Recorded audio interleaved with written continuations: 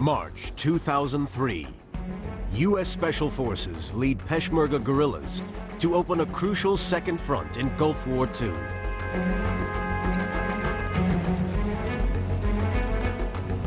(1943). British agents parachute into occupied France to prepare for the D-Day invasion. Two critical and highly dangerous operations, 60 years apart, both involving the most secretive type of warfare, special operations. Special operations call for a special type of warrior, independent, smart, ultra-fit, and ruthless. Trained for military and intelligence operations, often clandestine, deep behind enemy lines. Highly capable and always on a knife edge. The battle plan is special operations.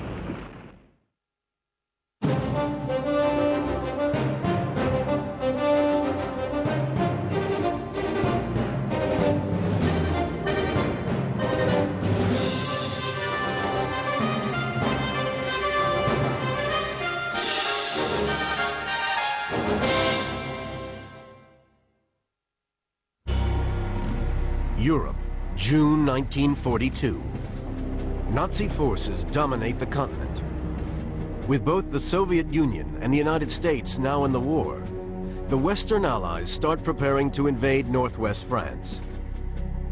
For the first crucial days, their forces will be perilously outnumbered, particularly by Hitler's elite panzer divisions.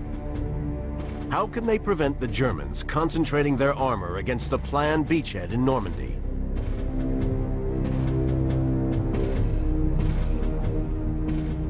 Middle East, 2003. As the United States and its allies finally prepare to oust Saddam Hussein from Iraq, their initial plan is thrown into disarray when a NATO ally decides to bar coalition troops from its territory. How can the situation be saved? The answer in France in World War II and Iraq in Gulf War II is the same. Special operations. Special operations are those operations that are carried out by specially trained troops to identify, destroy, or disrupt enemy positions and perhaps also human assets that usually have a strategic implication. Special operations forces can operate as an integral part of a larger battle plan, gathering intelligence, raiding, or seizing key objectives. But sometimes they can be so strategically vital, the special operation becomes a battle plan in itself. Particularly today, in the global war against terror.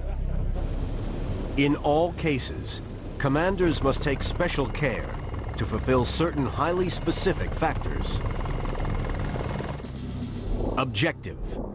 There should be no other feasible way of achieving the particular goal.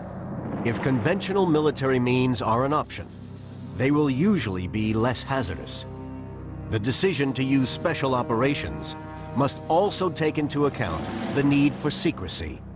Special operations are conducted under the great sort of veil of secrecy, because what you don't want to do is to give away what your standard operating procedures are, your tactics, your techniques, because this is a gift to the enemy.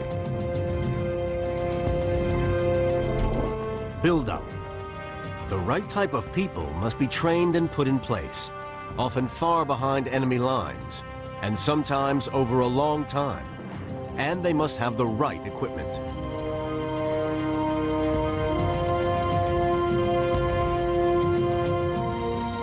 Insertion.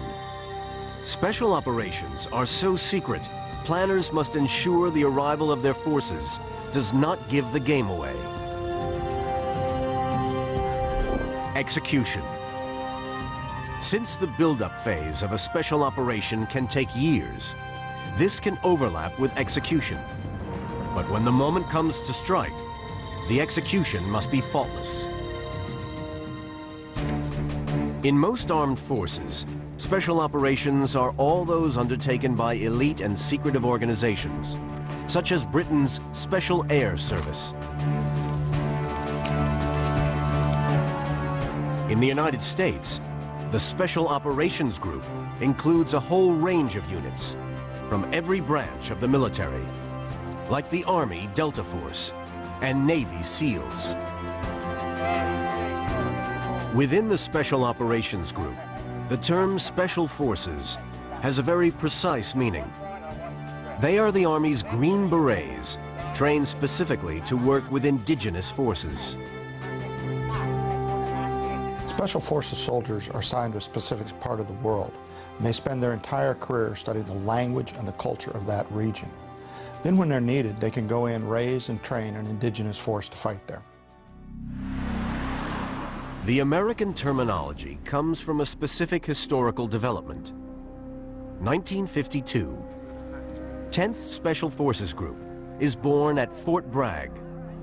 Emphasis is on recruiting and training men who will parachute behind the lines to set up resistance in countries overrun if the Soviet Union attacks Europe.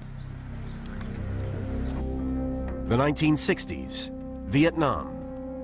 Special Forces, now known as Green Berets, train indigenous troops, particularly local tribesmen. But Special Operations Group units, some recruited from Special Forces, also conduct secret missions in Laos and Cambodia. The 1970s, Special Forces training of indigenous groups is forgotten. The emphasis switches to commando-style long-range strikes against the Soviet Union. But in 1980, Operation Eagle Claw, America's attempt to spring its hostages from Tehran, ends in disaster. This debacle leads to the establishment of a permanent U.S. Special Operations capability, including Special Forces training units and surgical strike units such as Delta Force and the SEALs. Out of this come a lot of positive things. New units are formed, new aircraft are bought, new equipment is designed, developed, and procured, new tactics are created. Consequently, what you see today being used in the global war on terror in Iraq and Afghanistan and other places is all a direct result of this one incident. London, 1941. British General Frederick Morgan is ordered to begin planning the invasion of Europe. He and his team know German forces in France will make this the most perilous operation of the war. Somehow, they must even the odds. The Middle East, 2003. 11 years after Gulf War I. Coalition Commander U.S. General Tommy Frank's plan to oust Saddam Hussein has hit a major problem. In both cases, the planners decide the solution requires non-conventional means. Now they must consider the first requirement in the battle plan for special operations. Objective. What is the reason for involving special forces? And are they really the best way of achieving these specific goals?